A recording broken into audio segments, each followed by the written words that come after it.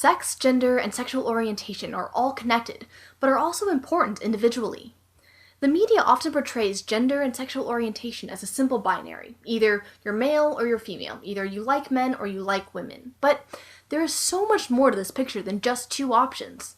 There are at least 5 main considerations when examining a person's gender and sexual orientation. There is the sex the person is born with, the gender they identify as, the gender they express, the gender they are romantically attracted to, and the gender they are sexually attracted to. These are all part of a person's identity, and they don't all have to align. Let's break this down a bit. A person's sex is whether they are biologically, chromosomally male or female. Do they have 2 X chromosomes or an X and a Y? But even that isn't just a binary. There are intersex people who are born with 1 or 3 or more sex chromosomes, as opposed to the more common 2. And so they express slightly different physical sex characteristics than their diploid 2 sex chromosome counterparts. Some intersex people are born with both male and female sex characteristics due to unusual hormone levels. Okay, so now that we have added a new layer of complexity to the sex of a person, let's do the same to their gender. While sex is a biological factor, gender is a social construction. There are 2 main factors to gender, the gender you identify as and the gender you express outwardly. It is probably easiest to look at the people whose sex and gender do not correspond to understand this fully.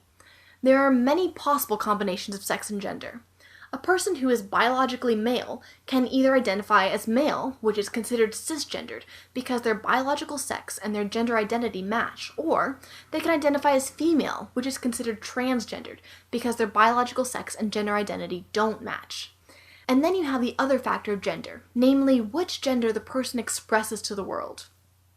A cisgendered male can present either a socially male appearance by adhering to the strict male guidelines, or they can present a socially female appearance by following the female guidelines, like wearing dresses or makeup.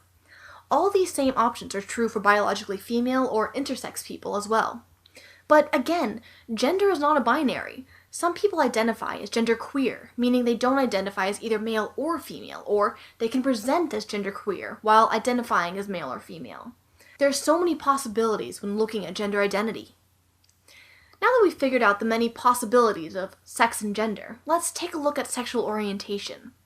Sexual orientation is not dependent on the sex or gender of a person. Whom we are sexually attracted to can be as varied as how we identify. And there can be a difference between whom we are attracted to and whom we have sex with. For example, you can be attracted to any gender but only have sex with females, or any combination of the gender and sexual identities. You can be attracted to all genders or to none. It all depends on the person.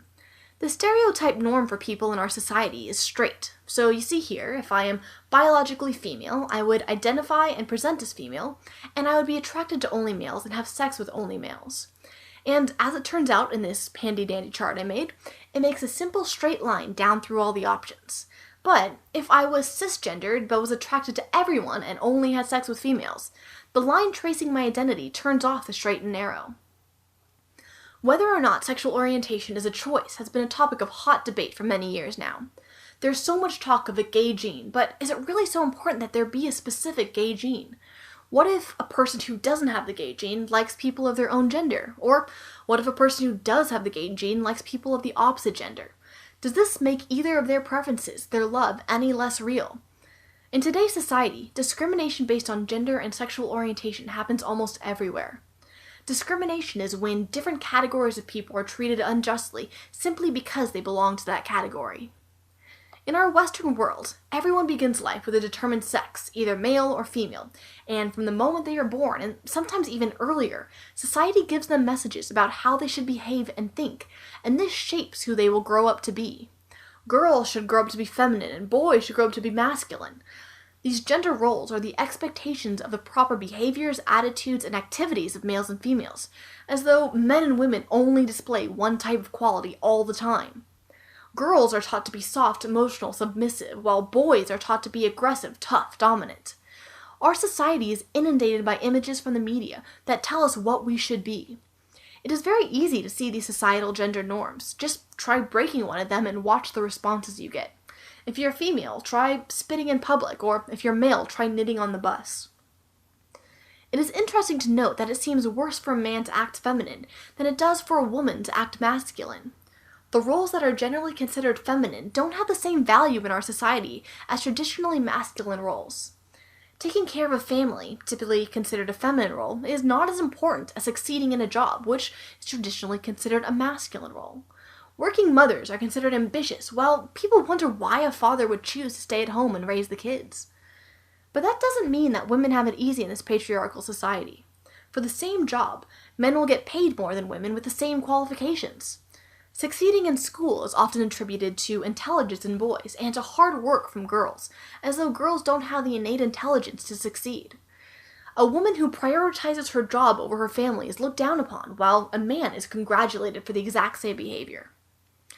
On average, women tend to live longer than men. Perhaps this is because of biological factors, or perhaps because men are expected to take more risks and be more daring than women. There are differences in certain disorders between men and women as well. Men are more likely to have heart problems, while women are more likely to have psychological disorders. This might not entirely be due to biology, though. Men tend to occupy high-stress positions, which increases the risk of heart problems. It is also seen as weak for men to admit to having a psychological problem like depression or anxiety, which means that even if a man is depressed, he is less likely to seek help than a woman in the same circumstance. Societal expectations affect what problems will be reported and where people will seek help. It is not just a person's gender that will determine how society reacts to them. It is also their sexual orientation. There are restrictions on the rights of homosexuals that don't apply to heterosexuals, and some people believe that they should not be granted those same rights either, like the right to marry or to visit their partner in the hospital. This discrimination often brings up the question of whether homosexuality is a choice, or if people are born as they are. If it is genetic, then sexual discrimination is as socially dysfunctional as race, gender, or disability-based discrimination. At the same time, if it isn't genetic and is a choice or a social construction, then it is still equally dysfunctional because race itself is a social construction. Our understanding of gender, sex, and sexual orientation may seem thorough and complete, but there is still a ton of research into each of these topics, and we learn something more every year. Gender, sex, and sexual orientation are all independent of each other, and there are many combinations of the three. In our society, there is discrimination and segregation to spare for everyone, and perhaps by understanding the sources of it a bit better, we can help make everyone feel more welcome.